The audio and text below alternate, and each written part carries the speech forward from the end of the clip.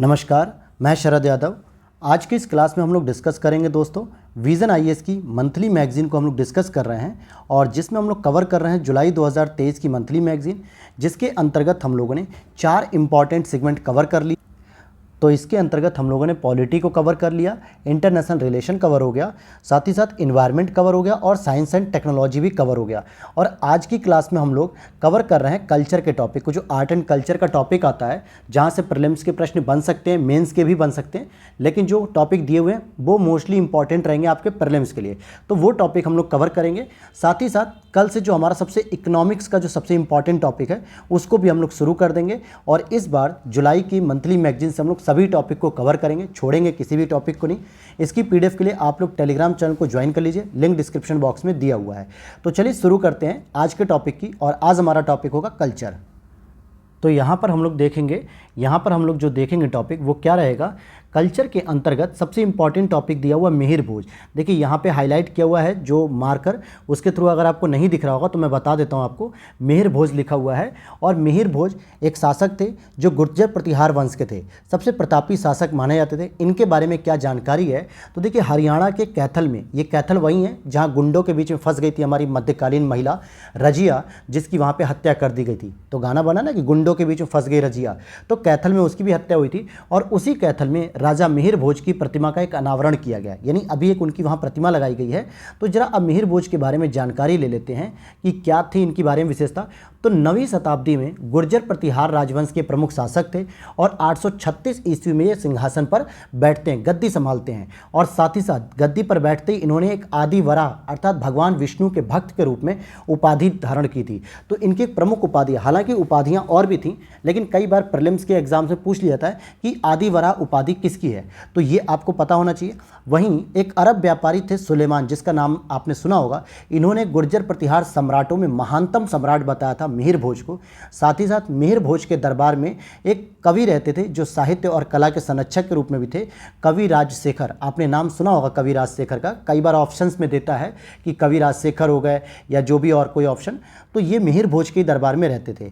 अब जरा मिहिर भोज का हम राजनीतिक समेकन देखेंगे। अगर मिहिर भोज के राजनीतिक समेकन की बात करें कि किस तरीके से मिहिर भोज ने अपनी राजनीतिक क्षमता का विकास किया, लेकिन अगर मैं बात करूं आपसे कि मिहिर भोज ने त्रिपक्षीय संघर्ष में भी भाग लिया था। जैसे ये वाला जो ग्रीन वाला पार्ट है ये कन्नौज है।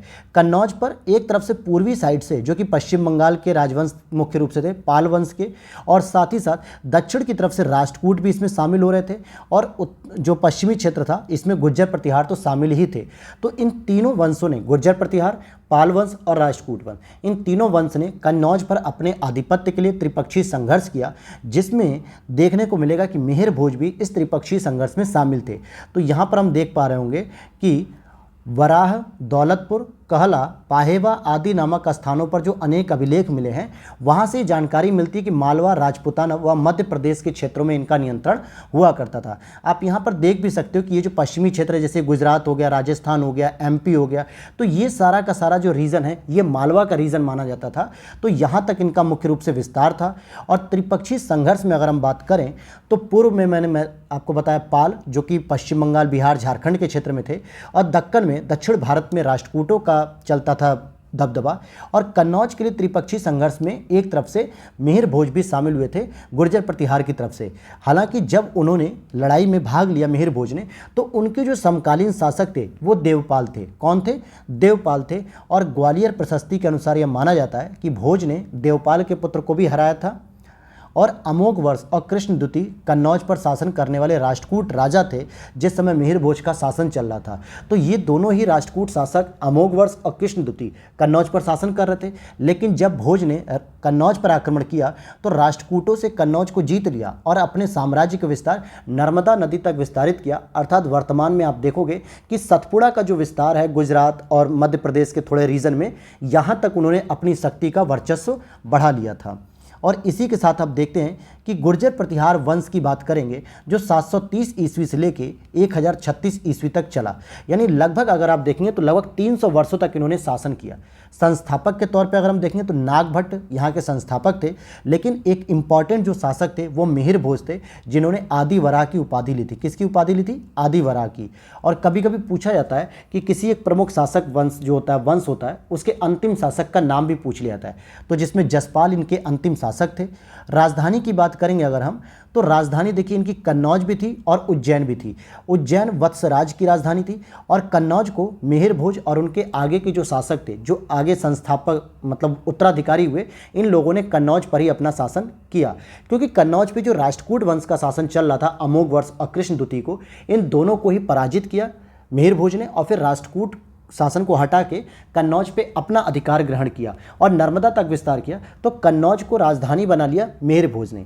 ऐसा पता भी चलता है एहोल अभिलेख, जो कि पुलकेशिन द्वितीय का एहोल अभिलेख है, वाणभट्ट का हर्षचरित है, जो कहीं ना कहीं गुर्जर प्रतिहार के बारे में जानकारी देता है। और इनके प्रशासन के अंतर्गत कुछ लोगों ने बड़ी उपाधियां धारण की, जैसे महाराजा धीराज, परमेश्वर, ये सभी उपाधियां इन्होंने धारण की थी। साथ ही इन्होंने जो है कि किस तरीके से देखिए सेंट्रल पावर को डिस्ट्रीब्यूट किया नीचे तक, राज्यों को भुक्तियों में और भुक्तियों को मंडलों में, मंडलों को नगरों में और नगरों को गांवों में। तो इस तरीके से इन्होंने क्रम विभाजित किया था, शक्ति का विभाजन किया, यानी सबसे ऊपर था इनका केंद्र में राज्य, राज्य को डिस्ट्रीब्यूट किया भुक्तियों में और भुक्ति को डिस्ट्रीब्यूट किया मंडलों में, और फिर मंडल से आ गए ये लोग नगर में, और नगर के बाद सबसे छोटी इकाई जो थी प्रशासन की वो थी गाँव। तो यहाँ तक इन्होंने शक्तियों का अपना डिस्ट्रीब्यूशन किया, पावर का। और अगर हम सामाजिक स्थिति की बात करेंगे तो जाति व्यवस्था इन सभी के बीच में प्रचलित थी। अंतरजातीय विवाह भी होते थे। अंतरजातीय विवाह का मतलब क्या हो गया कि जाति व्यवस्था के साथ साथ इस विवाह को भी ये लोग मान्यता देते थे, और वहीं ये अपने लिए ये मानते थे, जिस तरीके से दक्षिण भारत में अगर आप देखोगे कि ब्राह्मण वंश के रूप में सातवाहन वंश का उदय हुआ, जिसने ब्राह्मण धर्म को बहुत ही क्या कहते हैं कि प्रमुखता से स्थान दिया, उसका संरक्षण किया, ठीक उसी तरीके से ब्राह्मणवादी धार्मिक व्यवस्था इनके समय में प्रगति पर थी। और इन्होंने ब्राह्मण, शैव, शक्ति, सौर सबसे प्रमुख संप्रदाय इनके समय में देखने को मिलते हैं। और आगे देखते हैं तो कला, स्थापत्य कला और साहित्य के लोग महान संरक्षक के रूप में जानते हैं। जैसे आपने सुना होगा मूर्तियों में विष्णु का विश्व रूप, शिव और पार्वती का विवाह, महिला आकृति सुर सुंदरी, ये सभी शामिल हैं। और वहीं अगर आप देखेंगे राजस्थान में उत्कृष्ट कार्य के लिए ओसियां में देखा जाता है इनका, क्योंकि यहाँ पर स्थापत्य कला के रूप में महामारू शैली में निर्मित एक हरिहर मंदिर विशेष रूप से देखने को मिलता है। और ओसियां आज के जोधपुर जिले, जो कि राजस्थान का जोधपुर जिला है, वहाँ देखने को मिलता है। और इन्होंने मंदिर निर्माण जो बनवाए थे उसमें पंचायतन शैली का उदाहरण पेश किया था। पंचायतन शैली का मतलब क्या होता है कि आपका एक सेंट्रल में गर्भगृह होगा, यानी कि जहाँ पे मुख्य मंदिर होगा, और इसके चारों तरफ क्या होगा, एक छोटे छोटे मंदिर होंगे, छोटे छोटे देवी देवताओं को स्थापित कर दिया जाएगा। तो इसे हम पंचायतन मंदिर की शैली में देखते हैं। मुख्य मंदिर के चारों ओर एक सहायक मंदिर हो जाते हैं। और वहीं ग्वालियर का जो तेलिर मंदिर, ध्यान दीजिएगा, ये कई बार पूछा गया, ग्वालियर का तेली का मंदिर जो होता था ग्वालियर किले में स्थित था, जो कि मुख्य रूप से उसमें जो विशेषता देखने को मिलती थी वो द्रविड़ शैली की देखने को मिलती थी।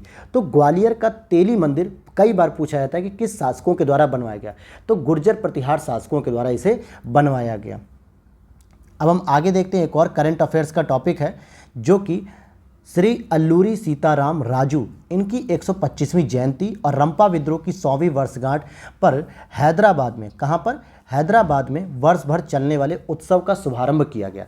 यानी कोई मेला चल रहा हो या उत्सव चल रहा हो तो वर्ष भर चलता है ये प्रोग्राम, और ये हैदराबाद में चलाया गया। किसके अवसर पे, रंपा विद्रोह के 100 वर्ष भी हो गए, वहीं अल्लूरी सीताराम राजू के भी 125वीं जयंती थी।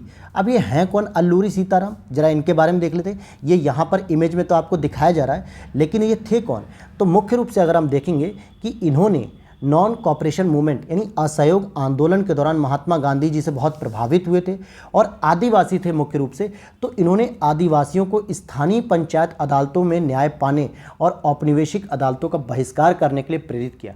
मतलब जो 1774 की हमने सर्वोच्च न्यायालय को देखा रेगुलेटिंग एक्ट के तहत, या धीरे धीरे जो भी न्यायालय का विस्तार किया गया, तो ये आदिवासियों से कहते थे कि अपने मुकदमे को आप लोग क्या औपनिवेशिक अदालत में मत लेके जाओ, बल्कि जो हमारे पुरखों की जो परंपरा चली आ रही है पंचायत के माध्यम से अपना निपटारा करना, गाँव में रह के ही, गाँव की बात को बाहर मत जाने दो, तो इस पर समर्थन करते थे। मतलब जनजातियों के बीच में जो मुखिया होगा, जो प्रधान होगा, जो पंचायत बैठेगी, वो जो निर्णय देगा हम उस पर भरोसा करेंगे, हम ये गोरे लोगों के बहिष्कार करने वाली नीति के खिलाफ रहेंगे।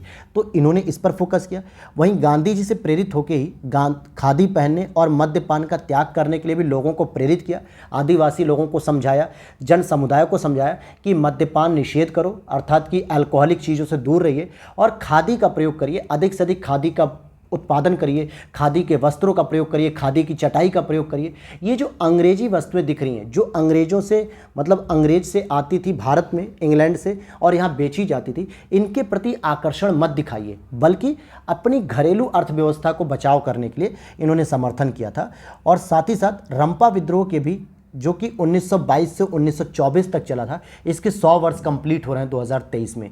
इसे मन्यम विद्रोह के नाम से भी जाना जाता है। और मन्यम का मतलब होता है वन क्षेत्र, यानी वन क्षेत्र से संबंधित जो विद्रोह हुआ था उसे हम मन्यम विद्रोह या रंपा विद्रोह के नाम से जानते हैं। स्थानीय लोगों द्वारा उन्हें मन्यम विरुडी यानी जंगलों का नायक भी कहा जाता है।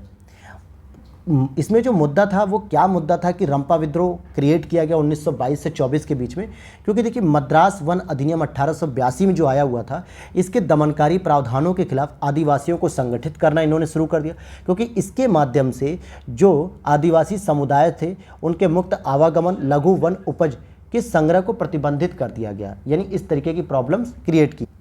लेकिन उन्हें एक चीज़ का एहसास हो गया था जो मुंडा विद्रोह में नहीं हुआ था। मुंडा विद्रोह में क्या थे, वो लोग अंधविश्वासी बहुत थे। मुंडा विद्रोह जो आपका हुआ था, वो लोग इतने अंधविश्वासी थे कि उन्होंने तो ये भी कहा कि जब हमारे तीर कमान आग उगलेंगे ना, तो अंग्रेज़ों के जो हथियार हैं, जो बंदूक हैं, जो पिस्तौल है, वो पानी हो जाएंगे। मतलब इतना ज़्यादा एक्सट्रीमिस्ट जो है कि लेवल पे स्टेटमेंट था, इतना अंधविश्वास कि मतलब तीर कमान जो है कि बंदूकों का टकराव कर सकते, टक्कर दे सकते हैं उसे। लेकिन ये चीज़ आपके यहाँ पर जो हम पढ़ रहे हैं, जिनको अल्लूरी सीताराम जी को ये एहसास हो चुका था कि जो हमारा उन्नत हथियारों से युक्त जो ब्रिटिश सेना है, इसका मुकाबला हम पारंपरिक हथियारों से नहीं कर पाएंगे। पारंपरिक हथियार में जनजातियों के पास क्या होते थे, भाले होते थे, तीर होते थे, कमान होते थे, और झिंगा लाला हुलुलू करते हुए जो है कि कुछ हथियार वगैरह रख लिए, और इससे वो सोच रहे थे कि पूरे के पूरे अंग्रेजी साम्राज्य को हम समाप्त कर सकते हैं। जिस गलतफहमी में उरांव विद्रोह, संथाल विद्रोह और मुंडा विद्रोह ये सभी हुए। लेकिन जो ये सीताराम हैं, इनको ये एहसास हो चुका था कि पारंपरिक हथियारों से तो हम नहीं लड़ पाएंगे, और इसीलिए इन्होंने क्या सोचा कि क्यों ना हम पुलिस स्टेशनों पे जो बारूद हैं, जो पिस्तौल हैं, जो हथियार हैं, उन्हीं को लूट लिया जाए। यानी इनके दिमाग में ये आया कि हम आधुनिक हथियारों को ही अगर लूट लें तो शायद हम क्या करेंगे, आंदोलन में सफल हो सकते हैं। और इसीलिए इन्होंने पहला हमला इस तरीके का विशाखापत्तनम के चिंतापल्ली पुलिस स्टेशन में किया। कहाँ पर किया, चिंतापल्ली पुलिस स्टेशन, जो कि विशाखापत्तनम में था। और उसी के बाद से आप देखेंगे कि रंपा विद्रोह ने ओडिशा वासियों के आदिवासियों को आगे भी संघर्ष करने के लिए प्रेरित किया, और साथ ही साथ वे कलकत्ता के गुप्त संगठनों के भी सदस्य थे। मतलब वो कलकत्ता के गुप्त संगठनों के भी सदस्य थे उस समय। अच्छा, अब आगे बढ़ने से पहले एक छोटा सा यहाँ पे साइड में जो इन्फॉर्मेशन है, हम इस पर डिस्कस कर लेते हैं कि रंपा विद्रोह के बारे में क्या जानकारी थी, कि रंपा विद्रोह क्यों आयोजित किया गया, उसके पीछे क्या कारण थे। तो पहला, रंपा और गुंडेम पहाड़ियों से आदिवासी आबादियों के अधिकारों को छीन लिया गया, क्योंकि 1882 का जो मद्रास वन अधिनियम था, उसने कहा कि जो आदिवासी समुदाय के मुक्त आवागमन, लघु वन उपजों के संग्रह को प्रतिबंधित कर दिया गया, कि अब जो है कि आदिवासी समुदाय कहीं पर भी मुक्त रूप से आवागमन नहीं कर सकता, और जो लघु वन उपज पैदा कर रहा है उस पर भी जो है कि टैक्स वगैरह ये सारी चीज़ें लगेंगी, प्रतिबंधित कर दिया गया। और कृषि की जो पारंपरिक पद्धति थी, जिसको पोडू प्रणाली कहते थे, इस पर भी प्रतिबंध लगा दिया गया। तो आपसे यूपीएससी या स्टेट पीसी से पूछा जा सकता है कि पोडू प्रणाली किससे संबंधित है, कृषिगत मान्यताओं से संबंधित है, या हो सकता है कि आपको दे देगा कि गुफाओं की पेंटिंग से संबंधित है, या कोई और एक आध ऑप्शन दे देगा कि पर्यावरण संरक्षण के लिए इन सीटू मेथड से रिलेटेड है। तो आपको पता होना चाहिए कि पोडू प्रणाली कृषि की पारंपरिक पद्धति थी जिस पर प्रतिबंध लगा दिया गया, और इसी को आज वर्तमान में हम स्थानांतरित कृषि, शिफ्टिंग कल्टीवेशन या झूम कृषि कहते हैं, क्योंकि इसमें कर्तन एवं दहन स्थानांतरण पद्धति भी इसे कहते हैं। यह एक निर्वाह कृषि होती है। इसमें क्या होता है कि आप जंगलों और वनस्पतियों को काटते हैं, फिर वहाँ की वनस्पतियों को जला देते हैं, और फिर मिट्टी को उपजाऊ बना के खेती करते हैं। लेकिन 1 साल, 2 साल, 3 साल खेती करने के बाद जब लगता है कि मिट्टी में अब उर्वरा शक्ति नहीं रह गई है, पैदावार अच्छी नहीं हो रही है, तो जस्ट उसके बगल का कोई जंगल देखते हैं और वहाँ की वनस्पतियों को काटते हैं और वहाँ शिफ्ट हो जाते हैं और वहाँ खेती करने लगते हैं। तो इसी को हम लोग पोडू प्रणाली भी कहते हैं, जो कि आदिवासियों में ये प्रयोग की जाती थी। अच्छा, आदिवासियों का शोषण कैसे कर रहे थे? एक तो वेट्टी श्रमिक के रूप में, यानी अवैतनिक मजदूर। और ये कई बार पूछा गया कि वेट्टी क्या होते हैं, वेट्टी श्रमिक कैसे कहते हैं? तो वेतन वाले नहीं, अवैतनिक, यानी बंधुआ मजदूरी करा लेना, पैसे मत देना। गोथी श्रमिक क्या थे? ऋणी बंधुआ मजदूर। अब ऋणी का मतलब क्या है? किसी मजदूर ने किसी साहूकार व्यक्ति से या किसी बड़े व्यक्ति से क्या किया, जमींदार से ऋण ले रखा था, पैसे ले रखे थे उधार, लेकिन जब वो पैसे चुकाने में असफल हो गया तो ऐसे में उन्होंने क्या किया, उससे बंधुआ मजदूरी करानी शुरू कर दी। कुली श्रम की प्रणाली और मुक्तदार जो गांव का मुखिया होता था, इसकी शक्तियों को भी कम कर दिया गया 1882 के मद्रास वन अधिनियम के तहत। तो ये सभी शोषण के कारण थे। अब चलते हैं फ्रांस में। फ्रांस की चर्चा में है, क्योंकि चलिए आगे देखते हैं। अब अगला टॉपिक है, देखिए यहाँ पे आप लोगों को थोड़ा सा टॉपिक देखने में दिक्कत हो रही होगी, तो इसके लिए आई एम रियली सॉरी दोस्तों। हालांकि इससे पहले किसी भी वीडियो में आप देख सकते हैं नोट्स में इस तरीके की मिस्टेक नहीं हुई है, लेकिन ये थोड़ी सी मिस्टेक हो गई मेरी वजह से, ब्लर हो गया है। तो कोई नहीं, मैं आपको फोकस करके बता रहा हूँ कहाँ पर क्या क्या चीज़ें लिखी हैं। ज़्यादा नहीं है, बस एक दो हेडिंग में ये प्रॉब्लम्स हैं। अदरवाइज सारी क्लासेस हमारी बहुत ही नीट एंड क्लीन, बहुत क्लियर साफ विजुअल के साथ दिखाई जा रही है। तो ये आगे से इस चीज़ का ध्यान रखूँगा मैं। तो चलिए यहाँ पे लिखा है बैस्टिल डे और फ्रांसीसी क्रांति, दोनों का संबंध क्या है? फ्रांसीसी क्रांति जो कि 1789 से 1815 तक।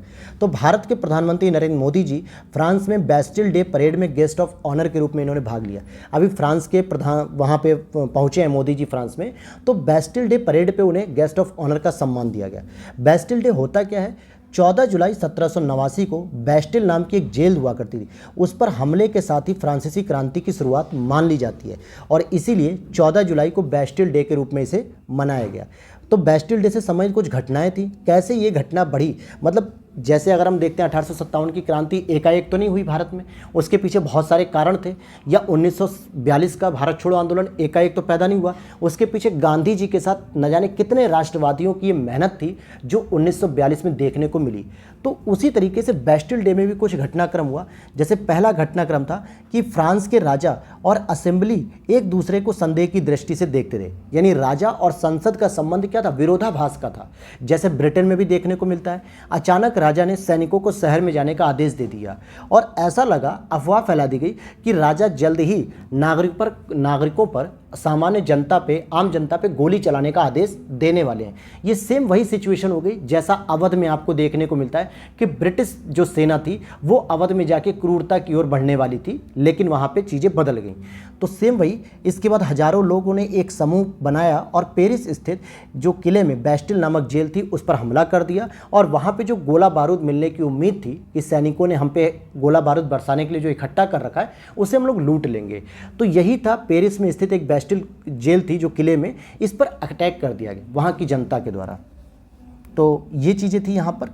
और आगे हम देखते हैं, तो इसीलिए 14 जुलाई के दिन ही बैस्टिल का कमांडर मारा गया और कैदियों को भीड़ से रिहा कर दिया गया। अब फ्रांस की क्रांति के कारण क्या थे? भाई फ्रांस की जो क्रांति हुई उसके पीछे भी तो कुछ कारण होंगे।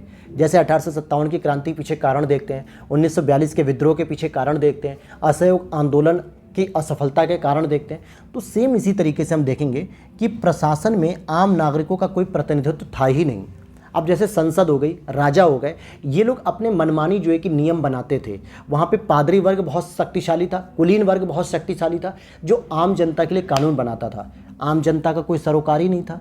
तो इसीलिए इन्होंने कहा कि फ्रांस में जो स्टेट्स जनरल नामक एक प्रतिनिधि संस्था मौजूद थी, इसमें आम जनता की कोई भागीदारी थी नहीं। तो आम जनता अपनी भागीदारी करने के लिए लड़ रही थी। वहीं 18वीं शताब्दी के अंत में फ्रांसीसी समाज सत्ता का असमान वितरण था, क्योंकि सामंतवाद की पतनशील व्यवस्था हो रही थी और स्टेट्स में एक मध्य युग की सामंतवादी व्यवस्था का प्रतीक था, जिसमें पादरी और कुलीन वर्ग ही सबसे अधिक इम्पॉर्टेंट थे, सबसे अधिक मजबूत माने जाते थे, जिन्हें जन्म से ही कुछ ना कुछ विशेषाधिकार दिया गया था। और ऐसे में आम जनता इससे वंचित रह जाती थी। तो आम जनता को लगा हमें भी अधिकार मिलना चाहिए, क्योंकि अमेरिकी क्रांति का भी एक स्लोगन है दोस्त कि प्रतिनिधित्व नहीं तो कर नहीं, मतलब no representative no taxation process. अर्थात कि जब तक जनता को आप भागीदारी नहीं दोगे प्रशासन में, तो जनता फिर आपको टैक्स क्यों दे, कर व्यवस्था क्यों दे। अब आप कहोगे सर भारत में भी तो यही हो रहा है, लेकिन भारत में आप मतदान के माध्यम से कहीं ना कहीं प्रशासन में भागीदारी का हिस्सा बनते हैं, इसीलिए आप टैक्स भी देते हैं। तो भारत की बात अभी नहीं करेंगे, अभी हम फ्रांस की बात कर रहे हैं। और फ्रांस की आर्थिक शक्ति की बात करें तो लगातार युद्धों के कारण फ्रांस आर्थिक स्थिति दयनीय हो चुकी थी। अब जब अगर किसी देश की आर्थिक स्थिति दयनीय हो रही है, राजकोषीय खजाने खाली हो रहे हैं, तो सबसे अधिक जो दरिद्रता की स्थिति में होगी या सबसे अधिक दयनीय स्थिति में कौन आएगी? आम जनता आएगी। राजा महाराजा कुलीन पादरी नहीं आएंगे। इन लोगों के पास इतना पैसा है कि इनकी 2-3 पीढ़ी बैठ के खा सकती थी। लेकिन जो आर्थिक स्थिति दयनीय हुई, महंगाई बढ़ने लगी, सप्लाई चेन टूट गई, डिमांड बहुत अधिक हुई, भुखमरी हुई, बीमारी हुई, महामारी जैसी बीमारियां हुई, तो इससे निपटने के लिए आम लोगों के पास पैसा नहीं था। फ्रांस की राजकोषीय हालत बहुत ही खस्ता हाल हो चुकी थी। तो ऐसे में, और वहीं उसी तरफ आप देखोगे फ्रांस का लगातार भारत में भी टकराव देखने को मिलता है। कर्नाटक वॉर अंग्रेजों से लगातार देखने को मिल रहा था 1748 के दौरान। तो ये सारी चीज़ें थी कि फ्रांस चौतरफा युद्ध में लड़ा हुआ था। कहीं वो गृह युद्ध में लड़ रहा है, तो कहीं अमेरिका में जो है कि लड़ रहा है इंग्लैंड के साथ, भारत के उपनिवेश में भी लड़ रहा है अपनी मतलब बचाने के लिए। फाइनली उसे वांडीवास के युद्ध में बाहर कर दिया जाता है। तो इस तरीके से आप देखोगे कि फ्रांस की आर्थिक स्थिति दयनीय हो जाती है, जिससे जनता में क्रोध पैदा होता है। और साथ ही साथ सबसे इम्पॉर्टेंट भूमिका निभाती है बौद्धिक क्षमता, जो कि उस समय मॉन्टेस्क्यू, वोल्टेयर, रूसो जैसे लोगों ने लोगों को स्वतंत्र रूप से सोचने के लिए प्रेरित किया और कहा कि आप धार्मिक, आर्थिक, सामाजिक, राजनीतिक संस्थाओं के विशेषाधिकारों को समाप्त करो। सभी लोगों को समानता का अधिकार होना चाहिए, सभी लोगों को स्वतंत्रता का अधिकार होना चाहिए, सभी लोगों को भागीदारी के माध्यम से गणतंत्र की व्यवस्था करनी चाहिए। तो ये भी एक बौद्धिक जो विचार था, जैसे हमारे भारत में भी मध्य वर्ग जब उदय हुआ, राजा राम मोहन राय, दयानंद सरस्वती, या आप देखोगे महात्मा गांधी का भी वर्ग आप देख लीजिए, मौलाना अबुल कलाम आज़ाद का, बहुत सारे समाज सुधारकों ने भारतीय जनता को इसलिए प्रेरित किया कि हमारे जो वैदिक सभ्यता है वो हीन भावना से मत देखिए, उसमें बहुत कुछ इतिहास छिपा हुआ था। तो इनके आधार बना के क्या किया गया कि भारतीय लोगों को शिक्षित करके नए नए विचारों से प्रेरित किया गया, स्वतंत्रता, समानता, लोकतंत्र, चुनाव, ताकि भारत स्वतंत्रता की ओर आगे बढ़े। यही सेम कहानी फ्रांस में भी लिखी जा रही थी, रूसो के द्वारा, वोल्टेयर के द्वारा, मॉन्टेस्क्यू के द्वारा। वहाँ पे भी बहुत सारे ऐसे विचारक पैदा हो रहे थे जो वहाँ की जनता के बीच में ही थे और वो जनता को उनके अधिकारों के बारे में अवगत करा रहे थे, जिसका परिणाम क्रांति के रूप में देखने को मिलता है। इसीलिए फ्रांस की क्रांति का हम लोग स्लोगन भी अपने लिए रखते हैं, स्वतंत्रता, बंधुत्व और तीसरा क्या है, गणतंत्र। यानी वहाँ से हमने गणतंत्र, रिपब्लिकन व्यवस्था ली, स्वतंत्रता की बात करी और बंधुत्व की बात करी। ये सभी चीज़ें जो विचार हैं मुख्य रूप से जो हमारी प्रस्तावना में भी देखने को मिलते हैं, फ्रांसीसी क्रांति का बहुत बड़ा प्रभाव देखने को मिला।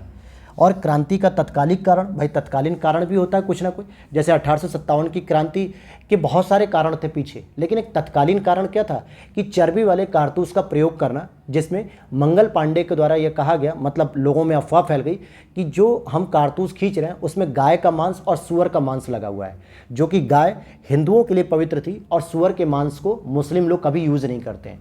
तो ये सांप्रदायिक दंगे फैलने की स्थिति और ये तत्कालीन कारण था। उसी तरीके से फ्रांस की क्रांति का तत्कालीन कारण था कि लुई 16वें की अदूरदर्शी नीति और आर्थिक संकट ने सर्वहारा वर्ग का जीवन कष्टकर बना दिया। वहीं लुई 14वां भी एक शासक था जो खुद ही कहता था आई एम द स्टेट, मतलब मैं ही राजा हूँ, मैं जो कहूँगा, मेरा वचन ही मेरा शासन है। बाहुबली में आपने देखा ना उसको, क्या नाम है उस, तो महेशमती का डायलॉग क्या होता है, मेरा वचन ही मेरा शासन है, मतलब जो मैंने कह दिया वही शासन होगा। तो ऐसे तो लुई 14 पागल हो गया एक दिन रात में और उसने कह दिया कि सारी जनता को कटवा दो, तो क्या ये शासन करने का सही तरीका होगा? तो ये अराजकता की स्थिति है और इन्हीं सब चीज़ों से जनता को बाहर निकलना था। तो यही सब कहानी मिलजुल कर इकट्ठा करती बेस्टिल डे पे, और जहाँ से फ्रांस की आज़ादी की बात होती है, फ्रांसीसी क्रांति का आधार तय होता है। तो इसी सब सम्मान में मोदी जी जब फ्रांस गए तो उन्हें गॉड ऑफ ऑनर दिया गया। ये पूरा कॉन्टेक्स्ट जो था मैंने आपको बता दिया एक सिंपल लैंग्वेज में। अब ज़रा यहाँ पर देख लेते हैं कि इस क्रांति का फ्रांस पर क्या प्रभाव पड़ा और विश्वव्यापी क्या प्रभाव पड़ा, क्योंकि कहीं ना कहीं भारतीय संविधान में भी फ्रांसीसी क्रांति का प्रभाव देखने को मिलता है। हमारे यहाँ जो गणतंत्र की व्यवस्था है न तो अमेरिका से ली गई है न ब्रिटेन से, कहाँ से ली गई है? फ्रांस के विचारों से ली गई है, क्योंकि वहाँ पर गणतंत्रात्मक बात की गई। दूसरी बात, हम जो बंधुत्व की बात करते हैं, भाईचारे की बात करते हैं, ये भी फ्रांसीसी संविधान से आई है। तो कहीं ना कहीं फ्रांसीसी क्रांति का हर एक देश पर विचारों पर प्रभाव देखने को मिला। तो पहले फ्रांस में अगर हम देखें तो निरंकुश और तानाशाह राजवंश का अंत हुआ। सामाजिक व्यवस्था पर प्रभाव पड़ा कि विशेषाधिकार प्राप्ति वर्ग का अंत हो गया। जैसे पादरी वर्ग हो गए, कुलीन वर्ग हो गए, जिन्हें जन्म से ही कुछ विशेषाधिकार प्राप्त थे, इनकी समाप्ति हो गई। सामंतवाद का अंत हुआ। मध्यम और निम्न वर्ग की स्थितियों में सुधार हुआ, यानी सर्वहारा वर्ग की स्थिति में सुधार हुआ, जिसे कार्ल मार्क्स बार बार कहता था कि ये सर्वहारा वर्ग है जो बुर्जुआ के शोषण के रूप में झेल रहा है, पूंजीपतियों के शोषण के रूप में है ये। तो इस वर्ग की उन्नति हुई। वहीं चर्च की सर्वोच्चता में गिरावट आ गई, मतलब चर्च की सर्वोच्चता में अब गिरावट आई, पादरी का स्तर नीचे हुआ और प्रशासन में लोगों की जनभागीदारिता बढ़ी और मानव अधिकारों की घोषणा भी कर दी गई। इतनी बात क्लियर। विश्व के स्तर पे देखोगे तो क्रांति ने राष्ट्रवाद की भावना को जागृत किया।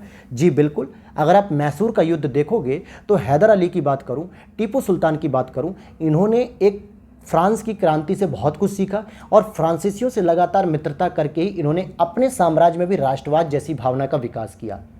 तो ये बहुत इंपॉर्टेंट विचार रहा। मानवाधिकारों की घोषणा जब फ्रांस में हुई तो पूरी दुनिया में होने लगी। इवन कि यूएनओ में भी जो 1948 में मानवाधिकारों की यूनिवर्सल घोषणा की गई, उसमें भी फ्रांस की क्रांति के विचार देखने को मिलते हैं।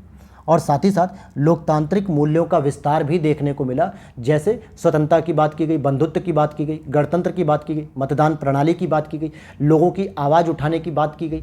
तो ये सभी विचार भी हमें देखने को वहाँ पर मिलते हैं पूरी दुनिया में। तो उम्मीद करता हूँ कि अब आप लोगों को ये चीज़ें समझ में आ गई होंगी।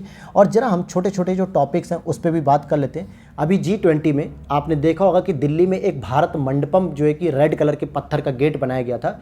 तो ये क्या था भारत मंडपम, जिसको अनुभव मंडपम भी कहा जा रहा था, अनुभव मंडप। तो ये प्रश्न हो सकता है प्रीलिम्स में पूछ दिया जाए कि भारत मंडपम क्या है या अनुभव मंडपम क्या है, तो इसके बारे में समझते हैं। तो ये टॉपिक है अनुभव मंडप। अब देखते हैं यहाँ पे किसके अनुभव की बात हो रही है। तो नई दिल्ली के प्रगति मैदान में अंतर्राष्ट्रीय प्रदर्शनी सह सम्मेलन केंद्र का नाम भारत मंडपम रखा गया। ये जो प्रेरणा थी भगवान बसवेश्वर 12वीं शताब्दी का ये अनुभव मंडप से ली गई थी, क्योंकि इसके भारत मंडपम की जो पीछे प्रेरणा थी वो भगवान बसवेश्वर जो कि 12वीं शताब्दी के थे, इनके अनुभव मंडप से ली गई थी। सबसे प्रारंभिक संसदों में से ये मानी जाती है कि अनुभव जो मंडप था वो इतिहास की सबसे प्रारंभिक संसदों में से एक है, जहाँ पे जिसकी यहाँ पर शरणों यानी कि कवियों और सामाजिक आध्यात्मिक सुधारकों द्वारा अलग अलग क्षेत्रों में सुधारों के लिए विचार विमर्श किया जाता था। और वर्तमान में भी संसद में तो यही करते हैं, हम लोग विचार विमर्श करते हैं। तो माना जाता है कि जो अनुभव मंडप था ये सबसे पहली संसद मानी गई थी और इसी के आधार पे प्रगति मैदान में भारत मंडपम नाम का एक गेट बनाया गया, दरवाज़ा बनाया गया है, बहुत बड़ा है, गूगल करेंगे आपको मिल जाएगा वहाँ पे। तो अगर पूछ लिया जाए भारत मंडपम क्या है या कहाँ पर निर्मित है, तो प्रगति मैदान नई दिल्ली में स्थित है। और मंडप के सदस्यों का चयन लोगों द्वारा नहीं किया जाता था, बल्कि मंडप के उच्च प्राधिकारियों द्वारा ही इसको चयनित या मनोनीत किया जाता था। अब एक अगली जगह है तमिलनाडु की, जिसको हम लोग क्या कहेंगे, पोरपैनकुट्टई स्थल, पोरपैनकुट्टई, क्योंकि तमिलनाडु के पुट्टुकोट्टई जिले में अवस्थित खुदाई से प्राप्त हुआ कि संगम युग के संबंधित सोना का स्टड और हड्डी से बना नुकीला औजार एक कार्नेलियन मनका भी प्राप्त हुआ यहाँ से।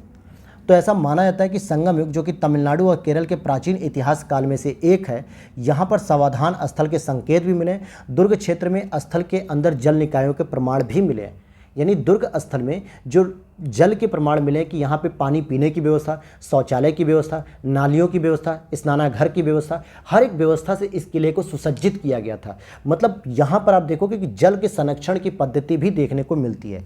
और इसी के साथ ये बताया जा रहा है कि हड्डी के नुकीले औजारों की खोज यह संकेत देती है कि पोरपैनकुट्टई बुनाई उद्योगों का भी एक स्थल रहा करता था। और ये किस जिले में, मतलब किस राज्य में आता है, तो आपसे ऑप्शन दे देगा कर्नाटक, तमिलनाडु, तेलंगाना, आंध्र प्रदेश। तो आपका उत्तर क्या होगा, तमिलनाडु होगा। अब यहाँ पर हम अगले पॉइंट की ओर चलते हैं। तो यहाँ पर हम देखेंगे जहाज निर्माण की टंकाई पद्धति। अब थोड़ा सा देखिए आपको एडजस्ट करना पड़ रहा होगा क्योंकि यहाँ पे थोड़ा क्लियर कम दिख रहा है, लेकिन मैं चीज़ों को बोल रहा हूँ और यहाँ पर इंग्लिश में भी लिखा हुआ है, लेकिन नेक्स्ट टाइम से आपको इस तरीके का हाईलाइट देखने को नहीं मिलेगा जो प्रॉब्लम नहीं करेगा आपको। तो टंकाई पद्धति क्या होती है, तो अभी हाल ही में केंद्रीय संस्कृति मंत्रालय और भारतीय नौसेना सामूहिक रूप से जहाज निर्माण की 2000 साल पुरानी तकनीक को पुनर्विकसित करने में लगी हुई है, जिसे टंकाई पद्धति के नाम से जानते हैं। होता क्या है, आज जो हम लोग जो जहाज़ों का निर्माण कर रहे हैं, यहाँ पर कीलों का प्रयोग करते हैं। कील जो लोहे की कील होती है ना, एक से दूसरे पार्ट को जोड़ने के लिए जब जहाज़ बनाते हैं तो बड़ी बड़ी लकड़ियों को हम लोग जब जोड़ते हैं, एल्यूमिनियम फॉयल को जोड़ते हैं, तो उसमें कील का प्रयोग करते हैं। लेकिन टंकाई पद्धति में क्या होता था, तख्तों को जोड़ा जाता था, लकड़ी के तख्त। जैसे पुराने पद्धति में आप घरों को देखोगे तो लकड़ी पर ही आधारित घर हुआ करते थे। छतों को देखेंगे तो यहाँ पर आप देखेंगे कि जो पुराने वाले घरों की जो पद्धति हुआ करती थी ना, जो आपने देखे होंगे लकड़ी के बने होते थे, जो छतों पर क्या होता था, लकड़ी के तख्त लगे होते थे छोटे छोटे जो है कि, और ये क्या थे, लचीलेपन और टिकाऊ में इससे वृद्धि हो जाती है, जो कि उथले जल और जलमग्न बालू जो भूमि होती है उसमें भी इसको नुकसान पहुंचने की संभावना कम होती है। तो यही टंकाई पद्धति है। और आगे अब हम देखेंगे यहाँ पे ओल चिकी लिपि। ओल चिकी लिपि क्या होता है भाई, अभी पिछली बार ही यूपीएससी ने 2022 में इसी से संबंधित एक प्रश्न पूछा था जनजातीय भाषाओं का, तो जनजातीय भाषाओं का था, तो ये समझ लेते हैं। प्रधानमंत्री, और जब प्रधानमंत्री जी इसके बारे में बात कर रहे हैं तो जाहिर सी बात है प्रश्न बन सकता है। तो संथाली भाषा की ओल चिकी लिपि का उपयोग करके संथाल जनजातियों के लोगों को हूल दिवस की शुभकामनाएं दी। तो मोदी जी ने शुभकामना दी। अच्छा, संथाल भाषा के बारे में बात कर लूँ तो इंडिया में 3rd नंबर पे है, क्योंकि सबसे नंबर 1 पे हिंदी बोली जाती है, नंबर 2 पे बांग्ला और नंबर 3rd पे संथाली भाषा बोली जाती है। तो यहाँ पर हम समझते हैं कि पूरे भारत में हिंदी सबसे अधिक बोली जाती है, फिर बांग्ला बोली जाती है और तीसरे नंबर पे आती है संथाली भाषा। हालांकि इसके बारे में मैंने अभी कल ही एक क्लास डाली है, इंडियन ज्योग्राफी घटना चक्र सीरीज, जो कि हम लोग चला भी रहे हैं, और इसमें लेक्चर नंबर 15 अगर आप देखेंगे जिसमें मैंने जनजातियों के बारे में बात की है, तो वहाँ पर ये डिटेल से मैंने पढ़ाया भी है संथाली भाषा और भाषाओं के बारे में। तो चलिए वापस आते हैं टॉपिक पे। हालांकि 92वें संविधान संशोधन जो किया गया था उसके तहत संथाली भाषा को 8वीं अनुसूची में भी जोड़ा गया, जैसे बोडो, डोगरी, मैथिली के साथ संथाली को भी जोड़ा गया था। और ओल चिकी लिपि का विकास 1925 में रघुनाथ मुर्मू ने किया था, जो कि झारखंड, पश्चिम बंगाल, ओडिशा, बांग्लादेश, पूर्वी नेपाल और भूटान में मुख्य रूप से बोली जाती है। तो अगर आपसे पूछा जाए कि भारत में कौन कौन सी भाषा बोली जाती है, तो हिंदी हो गई, बांग्ला हो गई, संथाली हो गई, ओरांव हो गई, ये सभी भाषाएं जो है कि यहाँ पर बोली जाती हैं। अच्छा, इसके बाद आप देख लीजिए यहाँ पे कि 30 जून 1885 को संथाल विद्रोह की शुरुआत की स्मृति में हूल दिवस, हूल का मतलब होता है क्रांति करना, क्रांति दिवस के रूप में मनाया जाता है। और संथाल विद्रोह 1855 से 56 तक हुआ था, अंग्रेजों के खिलाफ हुआ। मुख्य कारण था 1790 का स्थायी बंदोबस्त अधिनियम, और साथ ही साथ झारखंड की राजमहल पहाड़ियों में दामिन एको क्षेत्र में हुआ था। 2 भाई थे, सिद्धू और कान्हू, जो सिद्धू कान्हू के द्वारा किया गया था। अब अगला यहाँ पर पॉइंट देखते हैं हम लोग, कोई भाषा। कोई भाषा क्या भाई, तो ये कोई लिखा हुआ है, ये ध्यान दीजिएगा, कोई, कई नहीं क्या लिखा हुआ है यहाँ पर, तो यहाँ देखिए मैं लिख दे रहा हूँ कोई भाषा। ओके, कोई भाषा की बात हो रही है। तो ओडिशा मंत्रिमंडल ने 8वीं अनुसूची में इस भाषा को शामिल करने के लिए प्रस्ताव को मंजूरी दे दी है, और केंद्र सरकार को ये दे दिया है प्रस्ताव। द्रविड़ भाषा परिवार से संबंधित है, जो मुख्य रूप से ओडिशा की जो प्रमुख जनजाति है कोंद या कंद, इसके द्वारा, जो कि सबसे बड़ी ओडिशा की जनजाति, इसके द्वारा इसका प्रयोग किया जाता है। और लिपि जो है इसकी ओडिया लिपि है। अच्छा, भारतीय संविधान की 8वीं अनुसूची में क्या है, 22 भाषाएं शामिल हैं। मूल रूप से 14 भाषाएं शामिल थी। हालांकि 21वें संविधान संशोधन 1967 के द्वारा सिंधी को शामिल किया गया। और अगर हम बात करेंगे 71वें संविधान संशोधन 1992 में कोंकणी, मणिपुरी, नेपाली को शामिल किया गया। 2003 में 92वें संविधान संशोधन के द्वारा संथाली, डोगरी, मैथिली, बोडो, ये चारों भाषाओं को शामिल किया गया है। अब ये जो समुदाय इंपॉर्टेंट नहीं था। और ये केर पूजा एक लास्ट टॉपिक है हमारा इसका। तो केर पूजा क्या होती है भाई, केर पूजा ये त्रिपुरा में मनाया जाने वाला एक त्यौहार है, और इसमें जो संरक्षक देवता होते हैं केर की पूजा की जाती है। यानी कि जो माना जाता है कि त्रिपुरा वासियों के जो संरक्षक होंगे वो केर देवता होंगे, और इनकी पूजा की जाती है। और संरक्षित क्षेत्र बनाने के लिए कि ताकि इस त्यौहार के दौरान कोई विघ्न न पड़े, तो अगरतला के प्रवेश द्वार भी बंद कर दिए जाते हैं। त्रिपुरा की राजधानी है अगरतला, ठीक है, जो कि कर्क रेखा के उत्तर में स्थित है। ये मैं शॉर्ट नोट्स बना रहा हूँ घटना चक्र के, जो आप लोगों को पीसीएस प्रीलिम्स से पहले प्रोवाइड करा दिए जाएंगे। तो उस समय बेहद ही हेल्पफुल रहेगा ये सब सीरीज आपके लिए, जिससे रामबाण सीरीज मैं कहूँगा। और यहाँ पर मैंने सारी चीज़ को डिस्कस भी किया है। तो अगरतला क्या है, कर्क रेखा के उत्तर में है। लोगों को आग जलाने, नृत्य करने, गाने और यहाँ तक कि जूते पहनने की भी अनुमति नहीं होती इस समय, क्योंकि पूजा में ध्यान भग्न ना हो, इसलिए आग जलाना या नृत्य करना ये सब चीज़ों का बैन कर दिया जाता है। अब पूर्वोत्तर के कुछ अन्य राज्यों के साथ साथ बांग्लादेश के चटगांव पहाड़ी के इलाकों में भी यह पूजा या यह त्यौहार आयोजित किया जाता है। तो दोस्तों ये तो थी आज की हमारी कल्चर की क्लास, और मैं उम्मीद करता हूँ कि थोड़ा सा आपको प्रॉब्लम हुआ होगा, तो इसके लिए मैं एक्सट्रीमली सॉरी बोलता हूँ दोस्तों, आप लोगों से माफ़ी चाहूँगा। लेकिन आगे से ऐसी मिस्टेक नहीं होगी। हालाँकि मेरी किसी और क्लासेस में ऐसी मिस्टेक नहीं देखने को मिलेगी आपको, लेकिन इसमें ये हो गई है, तो नेक्स्ट टाइम से मैं ध्यान दूंगा। और अगली क्लास हमारी इकोनॉमिक्स पे होगी। तो वीडियो को लाइक कर दीजिएगा अगर यहाँ तक आपने देखा, और वीडियो को समझाने का तरीका मेरा अच्छा लगा तो प्लीज़ कमेंट कीजिएगा। और जो भी आपकी क्वेरीज़ है वो आप टेलीग्राम के डिस्कशन ग्रुप में ज्वाइन हो जाइए, वहाँ पे अपनी क्वेरीज़ को पूछ सकते हैं। और मिलते हैं नेक्स्ट वीडियो में। Thanks for watching, love you मेरे दोस्तों, ध्यान रखिएगा अपना।